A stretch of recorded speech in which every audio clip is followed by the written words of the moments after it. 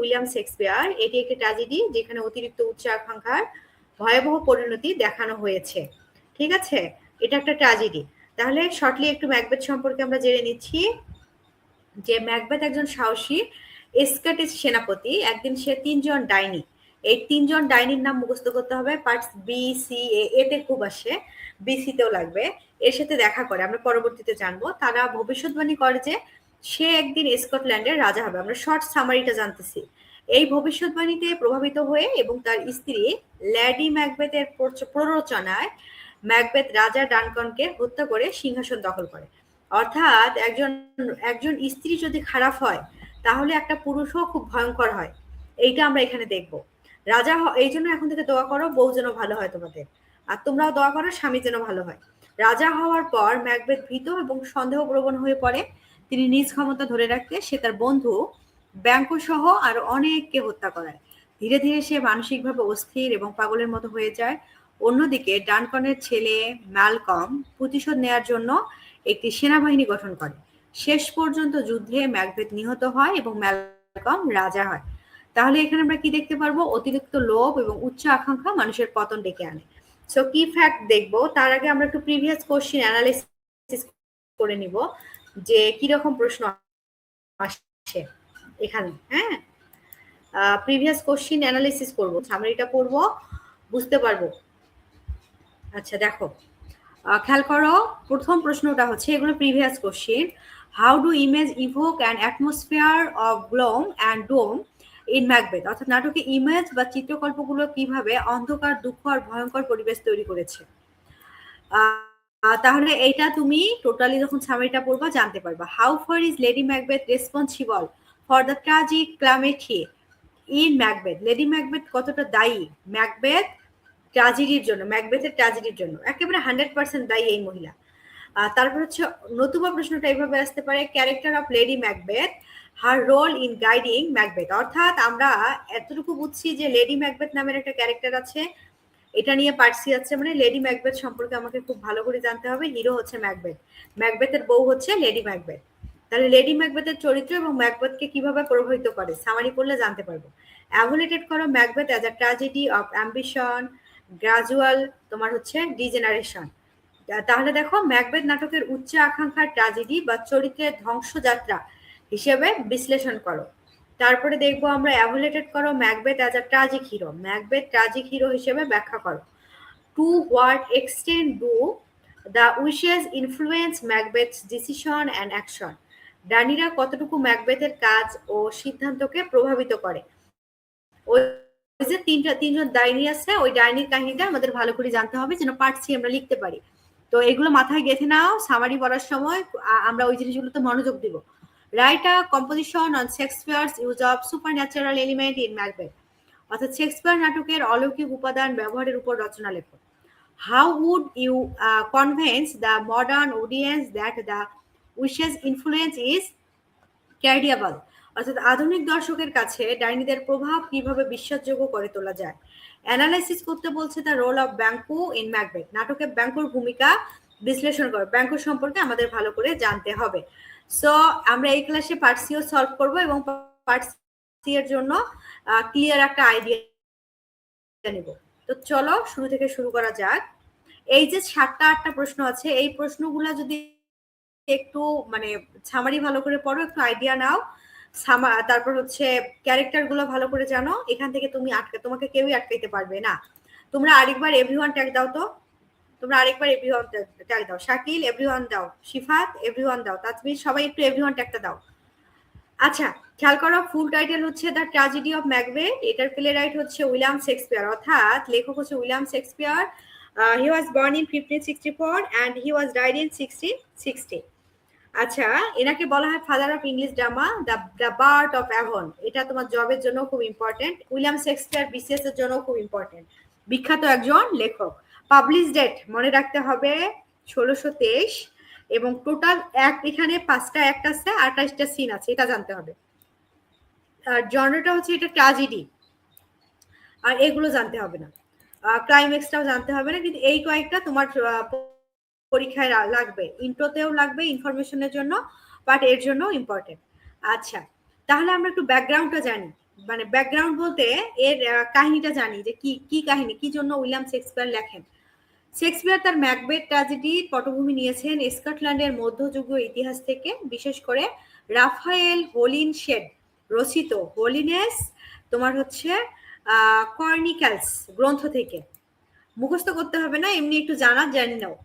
1100 শতকে স্কটল্যান্ডের ক্ষমতার লালসা, বিশ্বাসঘাতকতা, রাজনীতির জটিলতা ছিল প্রচলিত। এলিজাবেথিয়ান যুগের ইংল্যান্ডের রাজত্ব, সিংহাসনের উত্তরাধিকার এবং ষড়যন্ত্রের ভীতি বহুল ভাবে প্রচলিত ছিল। রানী এলিজাবেথের মৃত্যুর সময় ইংল্যান্ডের রাজনৈতিক অনিশ্চয়তা এবং জেমস প্রথম, মানে জেমস দা ফার্স্ট হবে এটা, প্রথম জেমস প্রথমের ইংরেজিটা হবে জেমস দা ফার্স্ট বা জেমস দা ওয়ান এর রাজত্ব শুরু হওয়ার ফলে রাজতান্ত্রিক স্থিতিশীলতা এবং উৎকণ্ঠা ছিল স্পষ্ট।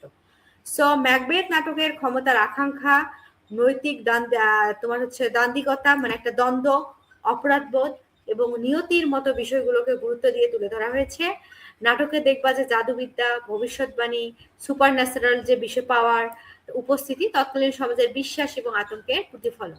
সো এই নাটকে ইংরেজ দর্শকদের কেবল ঐতিহাসিক রাজনীতি ও রাজার প্রতি অনুগত্য নয়, বরং নৈতিকতা, অবচেতন অপরাধবোধ এবং মানব মনস্তত্ব সম্পর্কেও গভীরভাবে ভাবতে বাধ্য করেছিল। Is it clear? এটা একটু জেনে নাও, জানার মতো একটু পার্ট বিটিতে বা পার্ট সিতে লাগতে পারে আর কি। আমরা এখন মেজর ক্যারেক্টার গুলো জেনে নিব। আচ্ছা বলো তো, আমি একটা প্রশ্ন করি, আই হ্যাভ আ কোশ্চেন।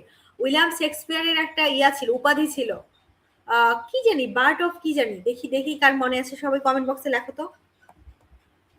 দেখো এখন মেজর ক্যারেক্টার গুলো দেখো। Macbeth, very good. ম্যাকবেথ কে? ম্যাকবেথ হচ্ছে আমাদের মেন সেন্ট্রাল ক্যারেক্টার, একজন ব্রেভ সোল্ডার ছিল, এতটুকু জেনে নাও। তারপরে দেখো লেডি ম্যাকবেথ, সাংঘাতিক খারাপ মহিলা, হ্যাঁ, ম্যাকবেথের ওয়াইফ, ভেরি হাই অ্যাম্বিশিয়াস ছিল এবং ক্লেভার ছিল।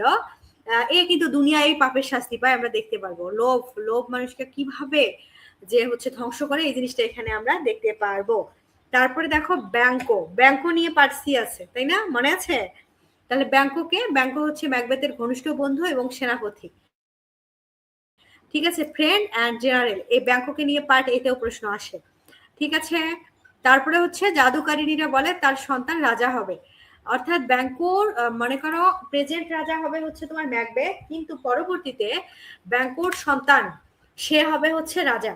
এই জিনিসটাও পরবর্তীতে কিন্তু আমরা দেখতে পারবো। এই জন্য ব্যাংকোকে মারতে চায় কে? ম্যাকবেথ, যে ওকে মারলে তো ছেলেপেলে হবে না, এখন ছেলেপেলে না হইলে তো আর রাজা আমার ভয় থাকবে না, আমি রাজা থাকবো। তারপর হচ্ছে কিং ডানকান, ইনি হচ্ছেন খুব একটা ইনোসেন্ট মানুষ, একজন সৎ নেতা ছিল, অর্থাৎ স্কটল্যান্ডের দয়ালু ও সৎ রাজা ছিল। কিং ডানকানকে জানলাম আমরা। তারপর হচ্ছে ম্যাকডাফ কে? স্কটল্যান্ডের এক অভিজাত ব্যক্তি, সে ম্যাকবেথকে বিশ্বাস করে না। কেন করে না? কারণ ম্যাকবেথ তার পরিবারকে হত্যা করলে ম্যাকডাফ প্রতিশোধ নিয়ে ম্যাকবেথকে হত্যা করে। অর্থাৎ ম্যাকডাফ কেন এখানে জনপ্রিয়? কারণ ম্যাকডাফই কিন্তু কি করে, ম্যাকবেথকে হত্যা করে, ওর পাপের শাস্তি দেয়। থ্রি উইশেস হচ্ছে এই যে অরিথ সিস্টার, এইটা পার্ট এর জন্য, পার্ট এতে বারবার রিপিট হয়। এই সালে না আসলে ও সালে আসে, পরের সালে না আসলে তার পরের সালে আসে। তোরা যদি এই সালে আসি থাকে, পরের সালে আসবে না, কিন্তু তার পরের সালে মাসবি আসবে। এই থ্রি উইশেসকে কি বলা হয়, কিভাবে ডাকা হয়, এটাকে একটু মুখস্থ করে নাও। আর এটা লেখো তো সবাই কমেন্ট বক্সে, যারা রেকর্ডেড দেখবা ইউটিউবে লিখবা, আর যারা এখন লাইভ ক্লাস করতেছো মিটে লেখো, দেখে নাও। আচ্ছা, তারপরে এখন মাইনর ক্যারেক্টার গুলো তোমাদের দায়িত্ব, তোমরা একটু দেখে নিবা, যেহেতু নোট দিব আমি। তারপরে আমরা এখন কি পড়বো দেখো, সামারিটা পড়বো। সামারি পড়ার আগে আমি তোমাদেরকে হাম্বল রিকোয়েস্ট করবো, ডিটেল সামারিটা যদি তুমি করতে পারো তাহলে দেখবা তোমার আর কোনো সমস্যা হবে না। ডিটেলস সামারিটার আমি হেডলাইন গুলো একটু দেখি। প্রথম একটার মধ্যে আমরা দেখতে পারবো 3 ডাইনির রহস্যময় সাক্ষাৎ ও অশুভ পরিকল্পনা। তারপরে আমরা দেখতে পারবো হচ্ছে প্রথম অ্যাক্ট, মানে দ্বিতীয় দৃশ্যে ম্যাকবেথের বীরত্ব এবং থেন অফ কর্ডের বিশ্বাসঘাতকতা। তারপরে আমরা দেখতে পারবো প্রথম অ্যাক্টেরই তৃতীয় দৃশ্য, ডাইনিদের ভবিষ্যৎবাণী এবং ম্যাকবেথের সম্মান লাভ। তারপরে হইল প্রথম অ্যাক্টেরই চতুর্থ দৃশ্য কি, ডানকনের কৃতজ্ঞতা, মালকামের উত্তরাধিকারী ঘোষণা এবং ম্যাকবেথের দ্বন্দ্ব। তারপরে খেয়াল করো, তারপরে হচ্ছে প্রথম অ্যাক্টের পঞ্চম দৃশ্য হচ্ছে লেডি ম্যাকবেথের উচ্চাকাঙ্ক্ষা এবং ডানকান হত্যার পরিকল্পনা, এটা ঠিক আছে। তারপরে দেখবো আমরা প্রথম অ্যাক্টের ষষ্ঠ দৃশ্য ইনভারেন্ট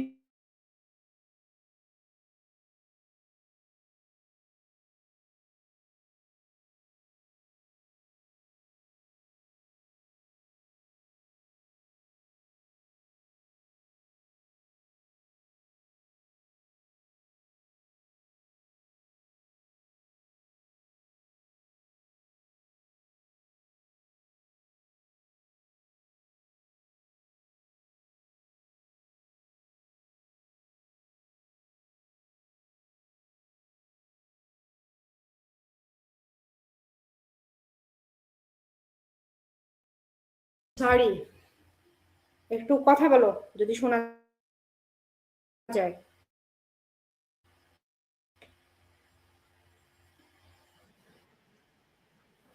ওকে, একটা জিনিস, হ্যাঁ লাইভও হচ্ছে।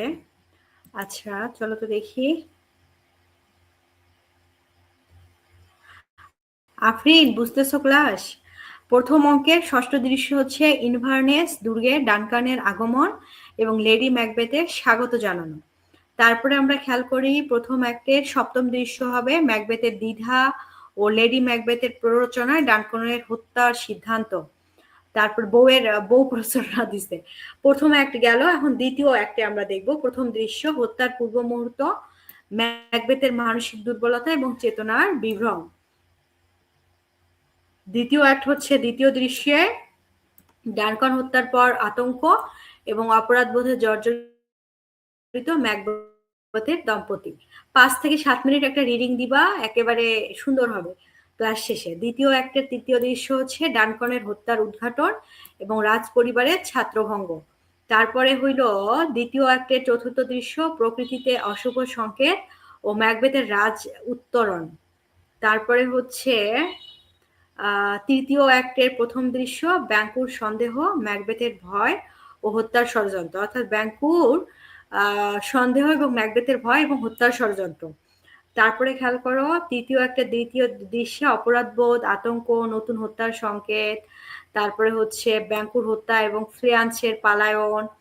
তারপরে হচ্ছে ভোজ সভায় ব্যাঙ্কুর ভূত, মানসিক বিপর্যয় এবং অপরাধবোধের পুনরাবৃত্তি। এটা খুব ইম্পর্টেন্ট। ওই যে পার্সি একটা প্রশ্ন দেখলাম না, super naturalism, so super naturalism এই পার্ট থেকে মানে ভূত দেখতে পায়, তো এটাই সুপার ন্যাচারালিজম। তারপরে পঞ্চম দৃশ্য দেখবা মানে শেষের দিকে হেকেটের তিরস্কার এবং ম্যাকবেথের সর্বনাশের নতুন ছক। তারপরে খেয়াল করো সন্দেহ, ষড়যন্ত্র আর প্রতিরোধের প্রস্তুতি, এইগুলা। তারপরে হইলো ডাইনিদের ভবিষ্যৎ, বিভীষিকাময় ভবিষ্যৎবাণী এবং ম্যাকবেথের নতুন নিষ্ঠুরতা। তারপরে ম্যাকডাফের পরিবারের উপর নৃশংস হত্যাযজ্ঞ। তারপরে হচ্ছে ইংল্যান্ডের ম্যালকম এবং ম্যাকডাফের মিলন, প্রতিরোধের অঙ্গীকার ও ম্যাকডাফের শোক। তারপরে হচ্ছে লেডি ম্যাকবেথের অপরাধ ঘটিত উন্মাদনা এবং অপরিতৃপ্ত আত্মার সংকট। তারপরে খেয়াল করো সম্মিলিত প্রতিরোধ, ম্যাকবেথের বিরুদ্ধে বিদ্রোহ এবং বাহিনীর অগ্রযাত্রা। তারপরে হচ্ছে অহংকার, বিষণ্ণতা এবং পতনের পূর্ব লক্ষণ ম্যাকবেথের দুর্গে। তোমরা কি আমাকে মনে মনে বলতেছো, গালি দিচ্ছ, আপু কি এগুলা আমাদের এতগুলা কেন, অনেক বড় তো, একটা রিডিং দিলেই হবে। আমি এর পুনরিয়ায় সামারিটা আরো শর্ট করে পড়াবো, বাট ওইটা জানলেই হবে, না ভয় পাওয়ার কিছু নাই। তারপরে তোমার হচ্ছে বীর নাম, অরণ্যের অগ্রযাত্রা এবং ভবিষ্যৎবাণীর পূরণের শুরু, মানে শেষ পর্যন্ত কি হয় দেখতে পারবো যে। তারপরে হইলো এরপর কি দেখি, লেডি ম্যাকবেথের মৃত্যু, জীবনের অর্থহীনতা এবং ভবিষ্যৎবাণীর দৃশ্যমান বাস্তবতা। তারপরে শেষে আমরা দেখবো যে প্রতিরোধ বাহিনীর চূড়ান্ত যুদ্ধর প্রস্তুতি হইল। তারপর চূড়ান্ত যুদ্ধের রণমঞ্চ, ম্যাকবেথের প্রতিরোধে ভাগ্যের মোড়, ম্যাকবেথের পতন, নির্মম প্রতিশোধ, নতুন শাসকের অভিষেক। বুঝছো, এই হচ্ছে কাহিনী। সো এই ডিটেলস একবার রিডিং একটু কষ্ট করে তোমাদের পড়ে নিতে হবে। আমরা এখন সামারিটা পড়বো, মানে এর সারসংক্ষেপ, যেটা তোমার এক্সামের জন্য মানে যারা একেবারেই পড়াচোর আছো ওই সামারিটা পড়লেই এনাফ। তো চলো আমরা এখন সামারি পড়বো। সবাই রেডি? যা যা বললাম তার মেন সামারি, যেটা তোমার তোমার পড়লেই হবে, এটাই পড়বো এক্সামের জন্য। দেখো, ম্যাকবেথ হলো উইলিয়াম শেক্সপিয়ারের রচিত একটি বিখ্যাত ট্র্যাজেডি নাটক। নাটকটির মূল বিষয় হলো ক্ষমতার লোভ, উচ্চ আকাঙ্ক্ষা, অপরাধবোধ এবং মানুষের নৈতিক পতন। আবারও বলি যে যারা একেবারে পড়াচোরা আছো, যে সামারিটা এখন পড়াবো সেটা বললেই হলো, কিন্তু একটা আমি একটা রিকোয়েস্ট করব, ডিটেল সামারিটা একদিনের জন্য হলো একবার একটা রিডিং দিয়ে পড়বা, এই 10টা মিনিট। উচ্চ আকাঙ্ক্ষা, অপরাধবোধ এবং নৈতিক পতন, তাই না? ম্যাকবেথ স্কটল্যান্ডের একজন সাহসী এবং বিশ্বস্ত সেনাপতি। তো যুদ্ধক্ষেত্রে অসাধারণ বীরত্ব প্রদর্শনের জন্য তিনি রাজা ডানকনের প্রিয় পাত্র ছিল। কিন্তু ভাগ্যের এক অদ্ভুত মোড় এবং নিজের সীমাহীন উচ্চ আকাঙ্ক্ষা তাকে ধীরে ধীরে ধ্বংসের পথে নিয়ে যায়। নাটকের শুরুতে এক যুদ্ধের পর ম্যাকবেথ ও তার বন্ধু ব্যাংকোর সঙ্গে তিনজন ডাইনি দেখা হয়। অর্থাৎ এখানে একটু আমি বলি, তোমরা মনোযোগ দাও, ম্যাকবেথ কিন্তু খুব ভালো যোদ্ধা ছিল এবং সে একটা যুদ্ধে যায়। ওই যুদ্ধে সে কি করে, আমাদের রাজা কে ছিল মনে আছে? রাজার নাম কি ছিল? ভুলে গেছো? খেয়াল করো, এই যে মেজর ক্যারেক্টার কিন্তু তোমাকে জানতে হবে, না হলে কিন্তু তুমি ধরা খেয়ে যাবা, লিখতে পারবে না। সামারি যা পড়াচ্ছি, যদি তুমি এই যে ডানকান, আমাদের রাজার নাম, এই মেজর যে কয়টা ক্যারেক্টার আছে, মেজর দেখো তো, এই 6টা ক্যারেক্টার তোমাকে একে সেই লেভেলের মুখস্থ করতে হবে, না হলে কিন্তু তুমি আটকায় যাবা। সো ডানকান উনি হচ্ছে কি করলো, একে হচ্ছে যুদ্ধে পাঠাইছে, বুঝছো? এই যুদ্ধের মধ্যে সে জয়ী হয়েছে, একটা কঠিন যুদ্ধ ছিল। তো রাজাও অনেক খুশি, এও খুশি। যখন সে মানে হচ্ছে ব্যাক করবে, তখন জঙ্গলের মধ্যে তিন ডাইনির দেখা হয়। তো তিনজন ডাইনির দেখা এলো এবং তারা হচ্ছে, এই দেখো, ম্যাকবেথ স্কটল্যান্ডের সাহসী এবং বিশ্বস্ত সেনাপতি কিন্তু ছিল। তার কিন্তু ভালো একটা পজিশনই ছিল। ইভেন সে যখন যুদ্ধ জয় করলো, তখন রাজা কিন্তু তাকে আরো হচ্ছে ইমপ্রুভমেন্ট দেয়, ডেভেলপ মানে আরো উচ্চ পদে দেয়, বুঝছো? কিন্তু ভাগ্যের এক অদ্ভুত মোড় এবং নিজের সীমাহীন উচ্চ আকাঙ্ক্ষা তাকে ধীরে ধীরে ধ্বংসের পথে নিয়ে যায়। নাটকের শুরুতে আমরা দেখবো ও একটা যুদ্ধে যায় এবং ওই যুদ্ধে সে কি করে, তোমার হচ্ছে এই যে মনে করা হচ্ছে সে জয়ী হয়। কিন্তু তিনজন ডাইনি বলে তাকে যে তুমি আসলে রাজা হবা একদিন, এবং মানে রাজা হবা। আর হচ্ছে ওই যে ওর সঙ্গে যে ওর বন্ধু ছিল তাকে বলছে তুমি হইলো স্কটল্যান্ডে তুমি রাজা হবা, আর যে পাশে ছিল তাকে বলছে তোমার ছেলে রাজা হবে, তুমি হইতে পারবে না, এইটা বলে। এই পর্যন্ত তখন ওভাবে আর গুরুত্ব দেয় না ও এই কথাটা। তারা আরো বলে যে ব্যাংকোর নিজে রাজা হবে না, এই যে ব্যাংকোর কথা বলছে, যে ক্যারেক্টারটার কথা বললাম ওকে মুখস্থ করে না, কিন্তু তার বংশধর ভবিষ্যতে রাজা হবে, মানে তার সন্তান ভবিষ্যতে রাজা হবে। প্রথম ভবিষ্যৎবাণী খুব দ্রুত সত্যি হয়ে যায় যখন রাজা ডানকন ম্যাকবেথকে কি করে, কডরের থেইন উপাধি প্রদান করেন। অর্থাৎ যে তিনটা দেয় তার মধ্যে তিনটার মধ্যে কি হলো, একটা হচ্ছে কডরের সে উপাধি প্রদান করবে। তো সে তো যুদ্ধে জয় করছে, রাজা তাকে এইটা দিল। প্রথমে কিন্তু সে ডাইনির কথার গুরুত্ব দেয় নাই, যখন সে এই উপাধিটা পাইলো তখন সে ভাবলো কি ব্যাপার, আমি তো এটা পাইলাম, তার মানে আমি তো রাজাও হব, এটাও সত্য। এতে ম্যাকবেথের বিশ্বাস করতে শুরু করে যে ডাইনিদের কথাগুলো সত্য হতে পারে। এই পর্যন্তও ঠিক ছিল, কিন্তু সে লাইফে একটা বড় ভুল করছে। কি করছে জানো? সে তার বউকে বলছে এই কথাটা। আরো হয় রক্ষা কিছু? ম্যাকবেথ তার স্ত্রী লেডি ম্যাকবেথকে এই ভবিষ্যৎবাণীর কথা জানায়। সো লেডি ম্যাকবেথ অত্যন্ত উচ্চ আকাঙ্ক্ষী ছিলেন, এবং মানে উচ্চ আকাঙ্ক্ষী, বুঝছো, তার সে নিজে হচ্ছে রানী হবে, তার একটা রাজত্ব থাকবে, একটা লোভী মহিলা ছিল। এবং তিনি মনে করেন যে রাজা হওয়ার সুযোগ হাতছাড়া করা উচিত নয়। Very bad. যখন রাজা ডানকন তাদের দুর্গে অতিথি হিসেবে আসেন, অর্থাৎ যখন এই কথা শুনলো, শোনার পর থেকে সে তার স্বামীকে ঘাটাইতে শুরু করে, যে আমরা তো রাজা হব, আমরা কিভাবে রাজা হতে পারি, আমাদের কি করা উচিত, এই টাইপের মানে অনেক কিছু বলতে শুরু করে। এবং যখন সে বলতে শুরু করে একটা সময় খেয়াল করবা যে বলতে শুরু করলো না রাজা ডানকন তাদের দুর্গে, তখন তারা মানে আমাদের আসল রাজাকে দাওয়াত দিল। তখন লেডি ম্যাকবেথ রাজাকে হত্যা করে সিংহাসন দখল করার জন্য উৎসাহিত করে। কাকে? তার স্বামীকে।